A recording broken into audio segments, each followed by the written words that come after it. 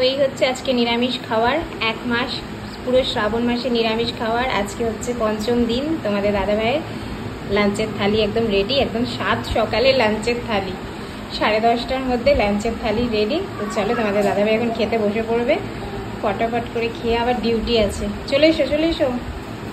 আজকে তোমার 7 সকালের লাঞ্চ। এই যে এগুলোই পেরেছি করতে বাবা। এটা হচ্ছে আছে গাটি কচুর ডাল, এটা ঝিঙে আলু পোস্ত, ঝিঙে আলু সামান্য একটু পোস্ত দিয়েছি, একদম কিঞ্চিত, 7 সকালে খেয়ে ডিউটি যাবেন ওই জন্য। আর কুমড়ো দিয়ে একটু আলু দিয়ে সেদ্ধ আছে, পটল ভাজা আছে, আর শেষ পাতে তো দই। এই শশা দিইনি না, এ বাবা শশা দিইনি, ঠিক আছে অ্যাড করে দিচ্ছি, শশাটা দিতে ভুলে গেছি। এই নাও শশা দিয়ে দিলাম, নাও খাও।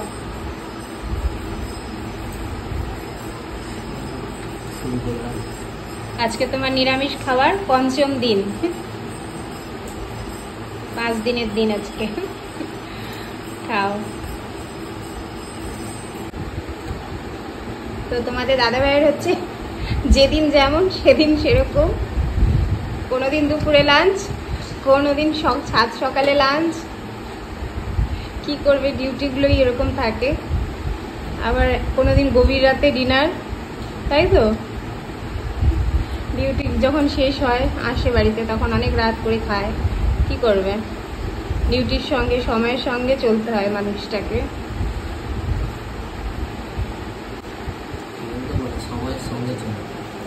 সময়ের সঙ্গে চলে।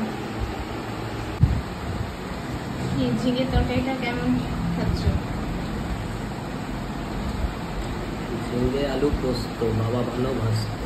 এই হ্যাঁ, কিন্তু তারকেশ্বর যাওয়ার সময় কিন্তু এই বাণীটা ভীষণ বিখ্যাত, ঝিঙে আলু পোস্ত বাবা ভালো বাসতো। এটা বলতে বলতে সারাটা পথ সবাই অতিক্রম করে, পথটা পুরো পেরোয় আর কি। ঝিঙে আলু আরো অনেক কিছু বলে, উচ্ছে পটল বেগুন, যেটা বলে পেরোতে পারে, কারণ অনেকটা রাস্তা তো। তারকেশ্বরের যাত্রা সড়কগুলি থেকে যখন হেঁটে যায় তারকেশ্বর, তখন সবাই বলে ঝিঙে আলু পোস্ত বাবা ভালোবাসতো। এখানে আমার গুল্লুরাম পাপা খেতে বসেছে, আমার কোলে বসে বসে একটু বাটি ঘুরছি, একটু টানাটানি করছি গো। আজকের মন আকর্ষণ গাটি কচুর ডাল, গাটি কচুর ডাল। আর দেখবে বর্ষাকালেই না কচু কচুগুলো একটু বেশি বিক্রি হয়, আর বর্ষাকালেই কিন্তু কচু খেতে একটু বেশি ভয়ও লাগে, মানে বর্ষার কচুতে আবার একটু গলা ফলা ধরার একটু সম্ভাবনা বেশিই থাকে। এটা খেতে গেলে আমার একটু লেবু লাগবে, সাইড সাপোর্ট। উইদাউট লেমন আমি রিস্ক নিতে পারছি না। আমাদের দাদাভাই কচু হলেই সাইড সাপোর্ট লেবু।